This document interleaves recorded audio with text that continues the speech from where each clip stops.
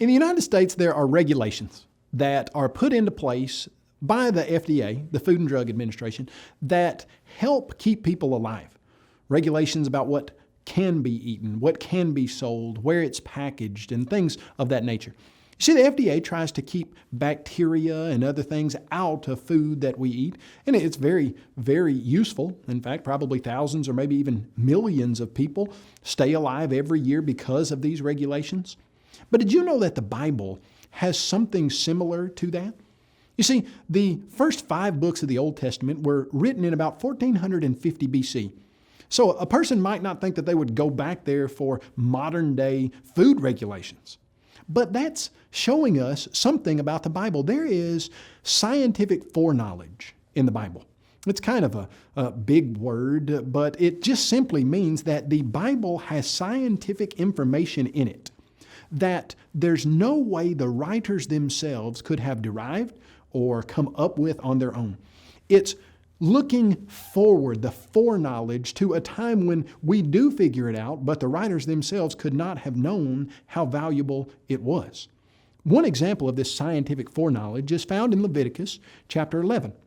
Moses was given instructions by God to bring the children of Israel out of Egypt.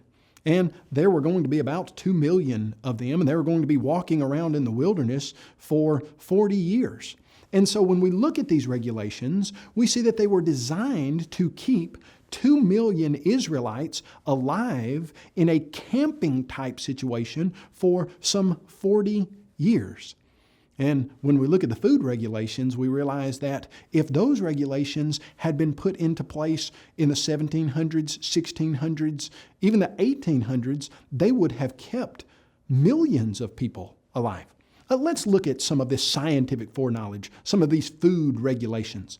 Leviticus chapter 11, verse 3 says, "Among the animals, whatever divides the hoof, having cloven hooves, and chews the cud, that you may eat."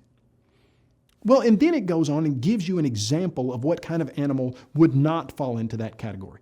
"And the swine, though it divides the hoof, having cloven hooves, yet does not chew the cud, it is unclean to you. Their flesh you shall not touch, they are unclean to you."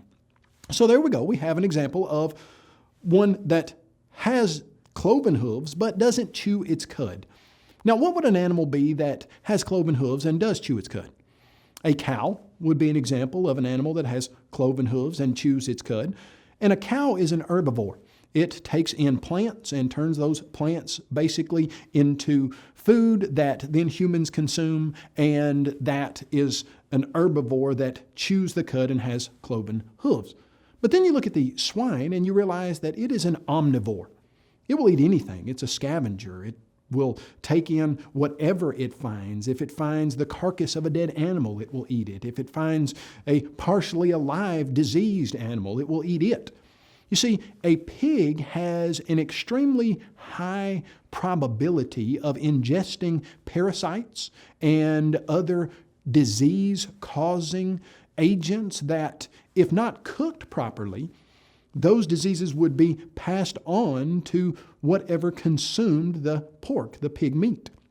Well, we know that you need to cook pork properly now. In fact, we know it to such a degree that if you were to go into, let's say, your local steak place, and you sat down, you ordered a ribeye, and the waitress said, "How would you like it cooked?" And you said, "I'd like it cooked rare."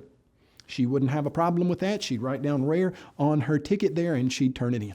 But then if you said, "I'd like this pork chop, and I'd like it cooked rare," your waitress or waiter would then say, "No, I'm sorry, we can't cook it rare because the FDA, the Food and Drug Administration, has told us that we can't sell a rare pork chop." Well, why not? Why can't you sell a rare pork chop?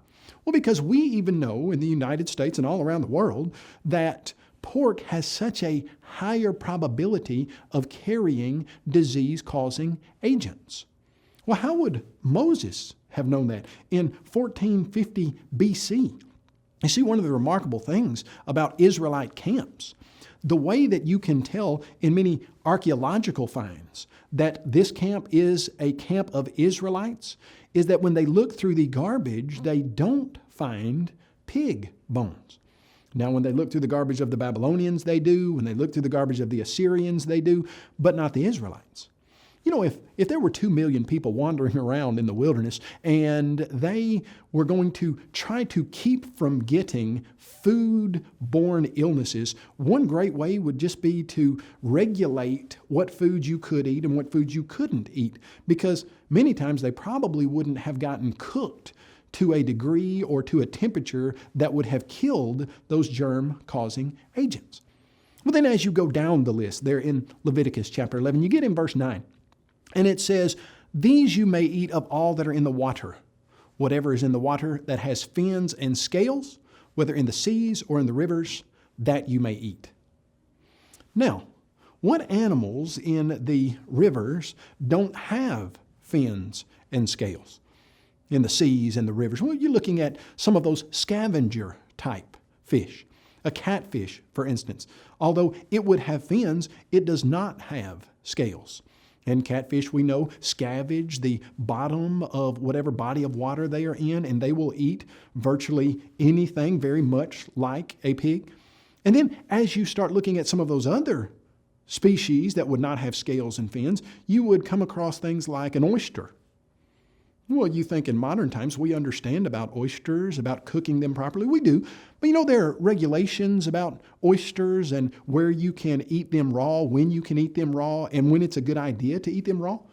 In fact, if you're a big oyster fan, you probably know the rule that you should not eat a raw oyster in any month that doesn't have an R in it. May, June, July, August. Now, why is that? Well, because if you are transporting oysters and it's a hot month here in the United States of America, if those oysters warm up to a certain temperature, then the bacteria that grow in oysters will start to grow. And that bacteria, guess what? You can't see it, you can't smell it, and it's tasteless. In fact, there is a certain bacteria that grows in oysters that has a death rate of 50%. That means that 1 out of every 2 people that eat an oyster with this certain bacteria die.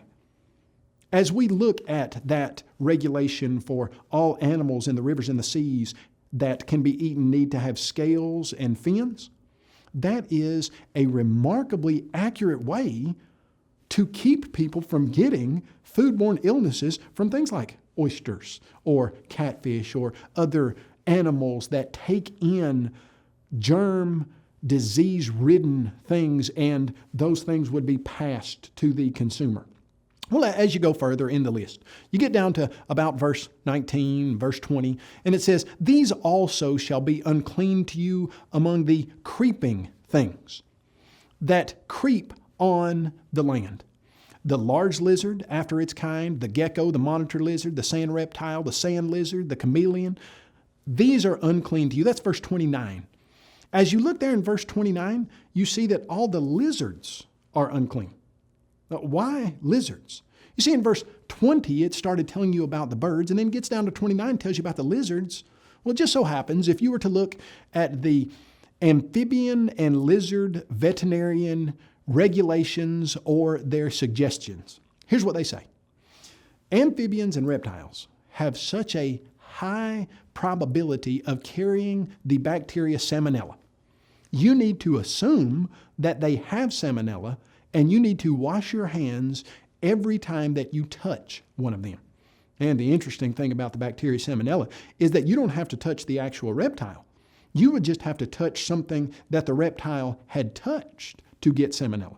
Well, it just so happens there in verse 29 and following in the book of Leviticus, it talks about how even if one of these reptiles touches a plate or a bowl, you have to wash it, or some of those earthenware bowls, you would have to destroy them. So what are we seeing? Somehow Moses in 1450 BC had regulations that rival or sometimes are even better than the ones that the FDA has come up with in the modern scientific era? How is that?